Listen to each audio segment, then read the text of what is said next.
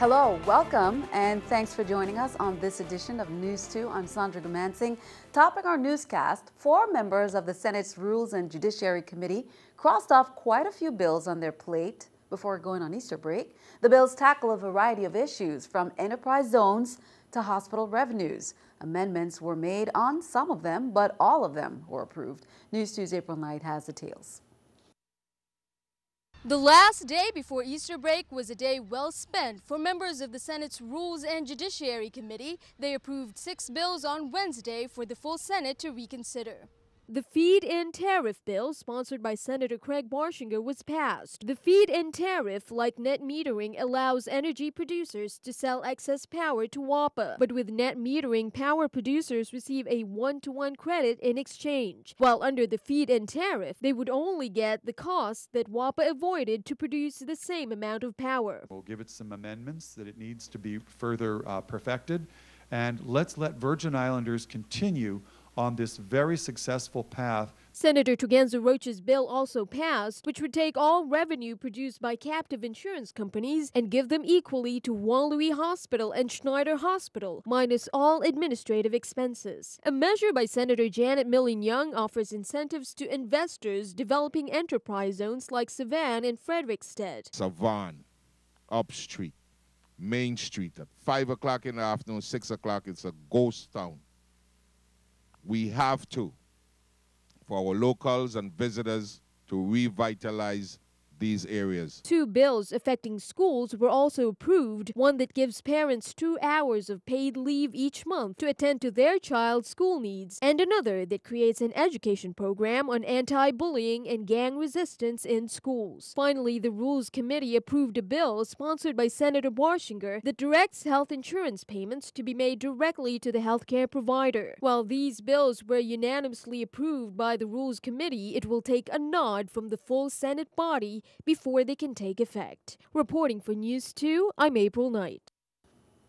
USVI District Court Judge Curtis Gomez today sentenced Roberto Tapia, in an update, 55 years of age, to 70 months in prison for using the Virgin Islands Department of Planning and Natural Resources as a criminal enterprise to engage in illegal drug trafficking activities. Now, Tapia, as we remember, DPNR's former Director of Environmental Enforcement, pleaded guilty on September 19, 2013, to using DPNR as a criminal enterprise to engage in illegal drug trafficking activities. He was arrested on May 17, 2013, and charged with conspiracy to possess with intent to distribute cocaine and possession of a firearm in furtherance of drug trafficking.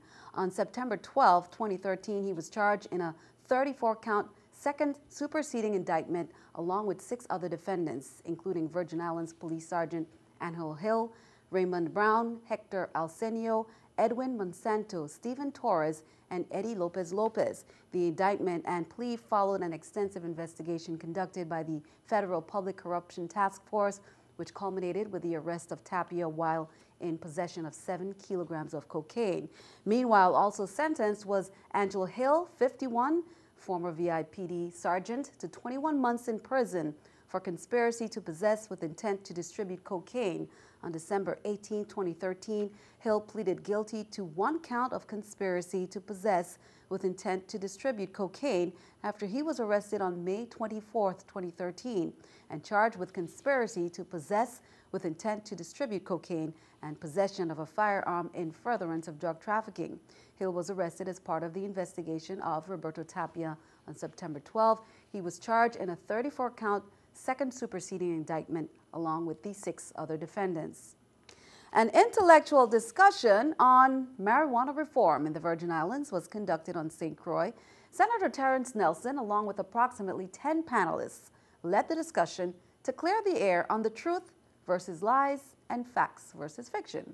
News 2's Shanika Robinson has that story. Senator Terrance Nelson, in collaboration with the University of the Virgin Islands, Gustav James, and Tafari Sadi, hosted an intellectual discussion on marijuana reform in the U.S. Virgin Islands. We found it very important to have a conversation, an intelligent conversation at the university level, to have an open discussion about pros and cons, concerns, and we have panelists who are going to discuss these matters. The panel included approximately 10 individuals, including Desiree Lambertis, a drug and rehab counselor, attorney Scott McCain of McCain-Niesman Law Group, and Ross Bobby, a herbalist. Scientific research have proven this herb is great for epileptic fits. This herb is good for glaucoma. This herb is good for removing tumors like cancers. The truth versus lies, facts versus fiction, and criminals versus entrepreneurs were a main focus of the discussion. You hear that marijuana is addictive, and when you smoke marijuana you become violent. That is not true. Marijuana slows down the brain from learning. That is not true. Like, marijuana makes you lazy and unproductive. That is not true. Many in attendance shared their stories and concerns regarding the legalization, and others were interested for personal reasons. I'm interested personally because I've been diagnosed with a chronic degenerative disease called multiple sclerosis. I want to learn how medicinal marijuana is going to help and can help me. There's just one thing I want to be able to do, and that is sleep. You know, this is something that's spread, you know, starting to be a little more understood and accepted, and it's about time that, you know, the Virgin Islands gets involved. Shaniqua Robinson, News 2. Count on News 2 to keep you updated on the next marijuana forum. No liquor is supposed to be served in bars and restaurants on Good Friday, and officials from the Department of Licensing and Consumer Affairs want to make sure people remember that. News 2's Erica Parsons has more. It's a law on the VI's books for years, the Good Friday alcohol ban. Title I of the VI Code prohibits bar and restaurant owners from serving liquor between the hours of 9 a.m. and 4 p.m. on Good Friday. But some think that law is outdated. Well, I really personally believe it's an antiquated law. Many establishments like Lorraine Chicken Shack choose to close every year on Good Friday because of the holiness of the day, and patrons do understand why. The law says that if you drink, you're drunk. You will not be able to sign or do no business. You cannot be true if you're not yourself. So I agree, the law is the law. Only if it is the law, and that will come from God. I also understand the significance of Good Friday, and it's when the Christian religion celebrates the death of Christ who took away their sins. While it is against the law to serve alcohol during Good Friday, it's still okay to purchase it from stores. The VI is one of the few places that observe an alcohol ban on Good Friday. It's not done in the U.S., but countries like Australia and Ireland still enforce a liquor ban, including the sale of alcohol on that day. But some feel the choice should be left to the individual instead of the law. I believe it should be discontinued myself. And while some may say it's bad for business, it's important for bartenders to remember that breaking that law carries penalties of up to $200 and the possibility of 1 year in the slammer. Erica Parsons, News 2. Now, the VI Code only refers to the sale of distilled liquors, but officials say all alcohol sales are traditionally prohibited on Good Friday. Meetings in Switzerland with the U.S., Russia, Ukraine, and European Union took longer than expected as diplomats tried to find a solution to the crisis in eastern Ukraine. Craig Boswell is at the White House with the details of a possible path to peace. Secretary of State John Kerry talked for more than 6 hours with his counterparts from Russia, Ukraine, and the European Union, hammering out a deal to de-escalate tensions in eastern Ukraine. Not just words, but concrete steps that could be acted on immediately in order to defuse the situation. All sides agreed to refrain from violence, return illegally seized buildings, give amnesty to protesters, and allow international observers to help with these steps. What is important is that these words are translated immediately into action. The White House is threatening additional sanctions against Moscow if Russia doesn't live up to its end of the bargain. That includes allowing Ukraine to govern itself. The question now becomes whether or not this can be de-escalated and resolved in a way that gives Ukrainians a chance to make their own decisions about their own lives. The U.S. has consistently said Russia is behind the unrest in eastern Ukraine. That's a charge Russian President Vladimir Putin again denied Thursday. Overnight, the situation turned deadly. Ukrainian forces killed 3 pro-Russian militants who were trying to attack a National Guard base. Craig Boswell for CBS News, the White House. And keeping our eye on the economy, the U.S. job market still needs help from the Fed, and that's according to Federal Reserve Chair Janet Yellen, as the economy continues to recover from the Great Recession. The U.S. Central Bank may keep interest rates low for a considerable time. Officials don't predict full employment to return for a few years. Here's the New York Stock Exchange with our stock market watch. The Dow down 16, NASDAQ and S&P up, NASDAQ 9, S&P 2. Coming up on News 2, our Carnival Corner. All in one weekend, it's the Queen Selection Show, the Toddlers Derby, and the traditional games at the Lionel Roberts Stadium. Details coming up next.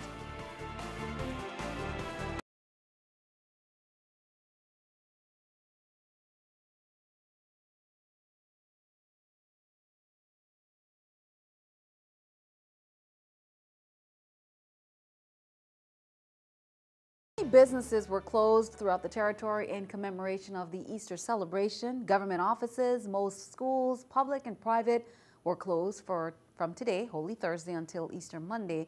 The origins of Easter, most believe, date to the beginnings of Christianity. The week preceding Easter is called Holy Week and includes Maundy Thursday, which commemorates Jesus' Last Supper with his disciples, Good Friday, which honors the day of his crucifixion, and Holy Saturday, which focuses on the transition between the crucifixion and resurrection. Many worldwide gather for this major holiday for the religion to feast, attend church services, and hunt Easter eggs. Easter Sunday marks the end of Lent, which is a 40-day period of fasting and reflection. And speaking of Easter egg hunts, the National Guard is recognized in April as the month of the military child. In celebration, the Virgin Islands National Guard Family Program, along with its Family Readiness Group, is hosting a spring festival and Easter egg hunt on Saturday, April 19th. It's at the Lieutenant Colonel Lionel Jackson Readiness Center in Estate Bethlehem on St. Croix. It's from 11 a.m. to 4 p.m. Guardsmen and other military beneficiaries are encouraged to join the Ving staff. This Awareness Month was established to emphasize the important role children play in the readiness of the armed forces community. The National Guard has programs designed to help military families. And just a note to all of our viewers, there will be a change in programming due to the Good Friday holiday. News 2 will be preempted by a special in recognition. Word with Adele Brown presents a Good Friday half-hour special. News 2 will be back on air Monday at 7 p.m. at midnight. Again, tune in to TV2 for a Good Friday special that will preempt the news at 7 p.m. on Friday. On Saturday, April 19th, the Reichel Center of the Arts brings voices of inspiration to the stage in a musical journey through time. Composed of students, alumni, and staff from the University of the Virgin Islands, this non-denominational choir sings a variety of music genres such as jazz, blues, Negro spirituals, contemporary gospel, classical, and the music of the Caribbean, including reggae and calypso. You can expect to witness creative animation, visual graphics, and dance. That's at 7 p.m. on Saturday, April 19th. It's called Voices of Inspiration. It will make its way to the stage, and it takes place in the Reichel Center's Family Series to give an unforgettable show. The Harmonic Rays and Hawks Unity Choir are celebrating a number of wins overseas. The combined choir from Eudora Ken and the Charlotte High School have been performing at the London Heritage Festival. Wednesday night, the choir took home silver for their educated performance, but the Heritage president felt they deserved more and awarded them the Carnegie Hall Festival Gold Award Certificate. Ken's Jazz Choir won bronze for their pieces, which the Heritage president felt deserved silver.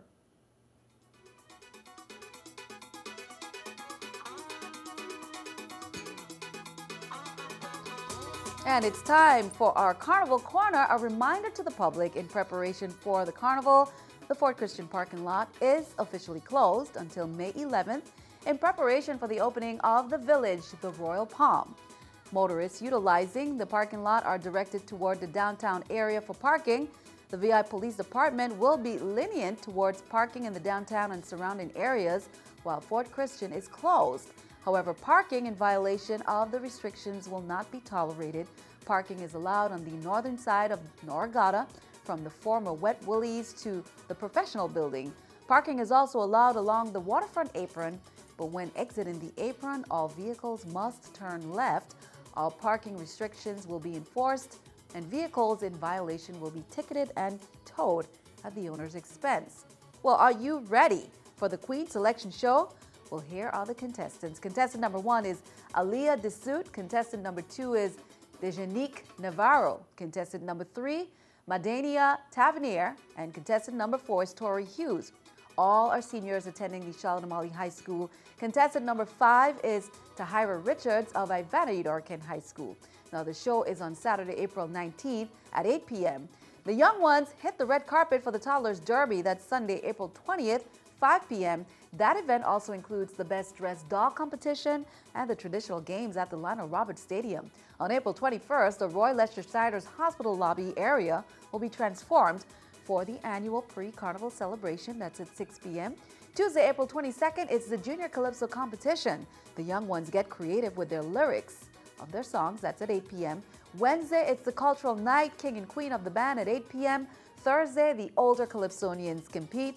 Then Friday, April 25th, it's the opening of the Royal Palm Carnival Village, 6 p.m. at the Fort Christian parking lot with a ribbon cutting and ceremony honoring Percival Percy Taylor and David Didi Shop Dawson. Be sure to stick around. Your News 2 AccuWeather forecast is coming up next.